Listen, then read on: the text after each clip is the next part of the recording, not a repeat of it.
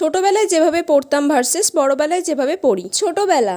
মা আজকে যদি আমি ভালো করে পড়ে নিই তাহলে আমাকে ঘুরতে নিয়ে যাবে তো সন্ধ্যাবেলা? হ্যাঁ যাবো, আগে ভালো করে তুই পড়। আচ্ছা তাহলে আজকে আমি ভালো করে পড়ে নিচ্ছি, ঠিক আছে?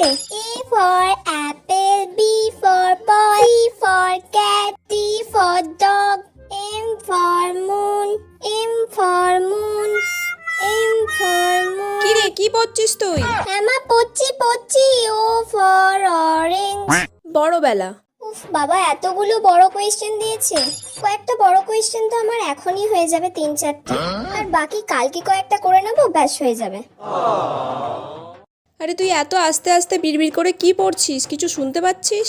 আরে আস্তে আস্তে পড়লেই ভালো করে পড়া মুখস্থ হয়, আমার ওরকম জোরে জোরে পড়লে পড়া মুখস্থ হয় না। ব্যাস অনেকক্ষণ পড়ে নিয়েছি, এবার একটু ফোনটা নিয়ে ঘাঁটি। ফোনটাও ভাববে আমি ওকে ছাড়া এতক্ষণ আছি কি করে।